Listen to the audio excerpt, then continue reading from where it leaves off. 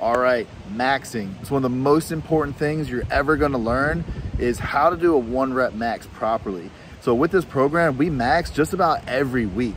So when we do it, it needs to be done very, very much the right way, or things can go off the rails pretty quickly. So you need to understand, since we're maxing every single week, it's not every single week we're trying to do eyeballs popping out of our head as hard as we possibly can go. We just want to do something heavy and we want to get out. And when it comes time to doing our main lifts, our actual bench press, our actual deadlift, instead of variations of those, that's when we can ring out every last drop, eyeballs popping out of the head. But on a weekly basis, this is how we're going to do it. Ideally, you want to hit your highest set on either your 6th or your 7th rep. So first we do a good general warm-up. So follow the good general warm-up, lower body movement prep, something like that. Then we start moving an empty barbell. So we start grooving those patterns and we start doing things the way we're gonna do it for our max. And every single rep, from an unloaded barbell to a max, you wanna try to move it like a 1 rep max. So try to get as tight as you can, move as fast as you can, every single one, even though when you don't have to, you don't have to make changes as the weights get really heavy. So unloaded barbell, I'm gonna use my deadlift example. With an unloaded barbell, once I do my general warm-up, I'm just gonna do an unloaded barbell a bunch of times so I start to feel good. And then I'm gonna put on a plate and I'm gonna do sets of 3 and less, and that's it. You don't wanna do too many reps and get yourself tired. You don't wanna do too little and have your central nervous system not prepared for big weights. So my deadlift right now is 650 pounds. So this is what I would do. Good general warm-up, 135 for sets of 3 until I start to feel good.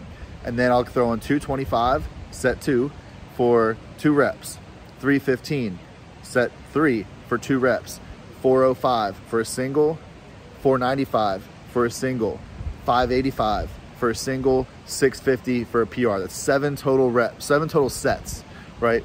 And then I'm done. So if I hit 650 and like, oh man, there's probably 660 in there, I'll get that another time, wrap it up and move on. So the mistakes that people make is, oh, I got 650, I got 660, let me go for that. But you're failing to understand that you're super fatigued at this point.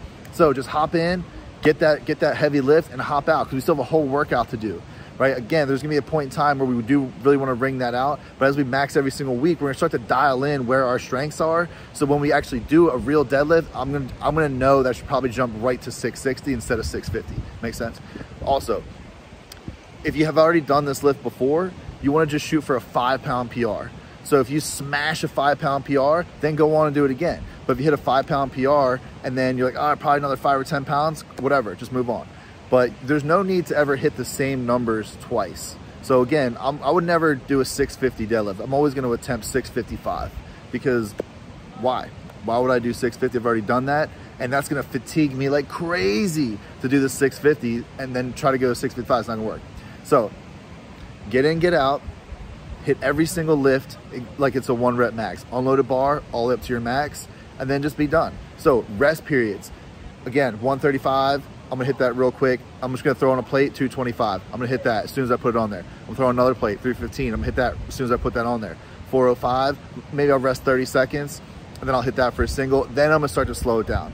So as we get into our last 3 heavy lifts, you wanna rest about 3 to 5 minutes. This is super important. You want full recovery. So it takes about 3 to 5 minutes for your body to fully recover itself from these big heavy lifts, but 5 minutes, too long. After 5 minutes, your body's starting to cool down. Before 3 minutes, you're not fully recovered. So 3 to 5 minutes on your last 3, but your warm-ups, you can just cruise right through them. So that's how we max.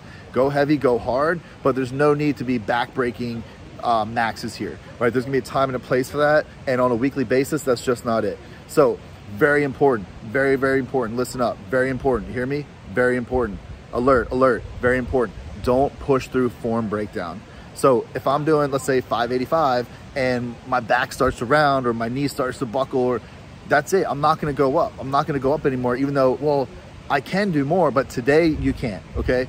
Don't push through form breakdown, especially on heavy lifts.